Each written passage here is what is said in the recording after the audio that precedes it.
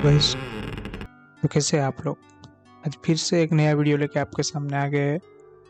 हमारी एक कहानी सीरीज पार्ट 4। जी हाँ दोस्तों, आपको कैसा लगेगा सुनने में कि हमारे दुनिया में एक ऐसा केस है जिसके विटनेस है, जिसके विक्टिम है, जिसके प्रूफ है, यहाँ तक कि पुलिस को भी यह पता है कि क्रिमिनल कब क्राइम करेगा, लेकिन क्रिमिनल है कौन यह किसी को भी नहीं पता चला। 7 साल गुजर चुके हैं, क्रिमिनल हर रोज़ अपना क्राइम किए जा रहा है, लेकिन पुलिस को आज तक अंदाज़ा नहीं कि क्रिमिनल है कौन। जी हाँ, मैं बात कर रहा हूँ द वॉचर केस। इस केस में घर होता है। जब भी इस घर में नया परिवार रहने आता है उसको एक चिट्ठी मिलती है और चिट्ठी में लिखा रहता है आई एम वॉचिंग यू, यानी कि मैं आपको देख रहा हूँ। आपकी हर हरकत, आपकी हर चाल, आपकी बीवी, आपके बच्चे, मैं हर एक चीज़ देख रहा हूँ because I am watching you. जी हाँ दोस्तों, आज मैं इस स्टोरी में इस केस से जुड़े हर एक मिस्टीरियस चीज़ों के बारे में बात करूंगा कि क्या इस केस का है रहस्य, क्यों कोई पुलिस, क्यों कोई अदालत, क्यों कोई वकील इस केस को आज भी सोल्व नहीं कर पाए। यह बात है 2014 जब मेरिया और डेरिक ने यह ऐतिहासिक घर खरीदा पूरे $1.4 मिलियन में। इस घर की लोकेशन थी वेस्टफील्ड, न्यू जर्सी, अमेरिका। यह घर बहुत महंगा था because of the prime location. घर खरीदने के तुरंत बाद ही उन्होंने दोनों बच्चों के साथ यहाँ शिफ्टिंग करना चालू कर दी। पहले ही दिन डेरिक ने देखा तो उसके मेल बॉक्स में एक चिट्ठी आई है जिसमें लिखा है to the new owner of the house, यानी चिट्ठी के इस घर के नए मालिक के लिए है।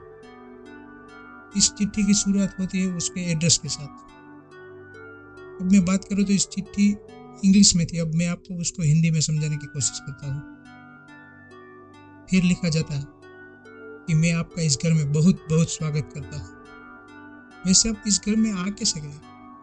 क्या इस घर की शक्ति ने आपको इस घर में खींच लाया?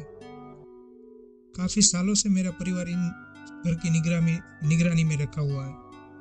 मेरा आज तक बात को 110 साल गुजर चुके हैं। आने वाले साल तक यह जिम्मेदारी मेरी है। मैं इस घर पे निगरानी रखूंगा। 1920 से मेरे दादाजी इस घर पर नजर रखाए हुए थे और 1960 से मेरे पापा, और अब बारी है मेरी। इस घर में आने से पहले क्या आपको इस घर के इतिहास के बारे में कुछ पता नहीं था?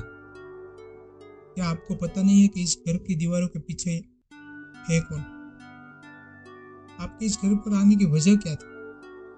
जो भी कोई वजह हो, मुझे तो पता चल ही जाएगी। आपको ऐसे घर में अपने छोटे बच्चे को लाने की क्या जरूरत पड़ गई? क्या आपका पुराना घर उनके बड़े होने के लिए काफी नहीं? चलो फिर, मेरे लिए तो अच्छा हो गया। एक बार मुझे उसका नाम अच्छे से आ जाए तो उस समय मैं उन्हें चिट्ठियां लिखना चालू कर दूंगा। अभी आप सोच रहे होंगे कि मैं हूँ।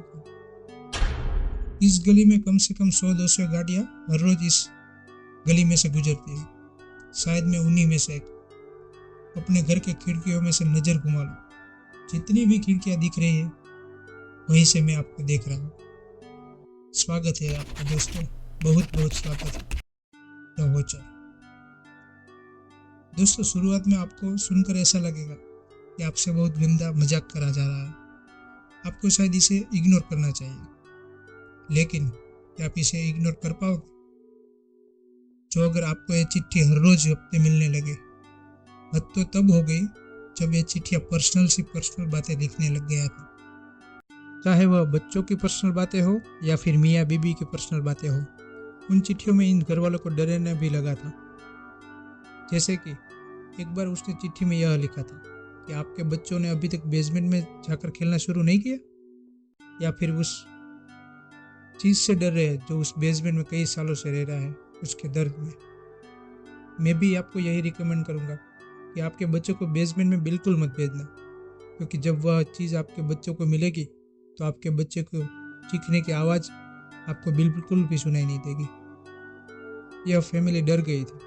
फिर हारकर उन्होंने द वॉचर पर पुलिस केस कर दिया और पुलिस को कहा कि हमारे ही घर में किसी ने हम पर निगाह बनाए रखा है, हमें कोई हमारे ही घर में जीने नहीं दे रहा है।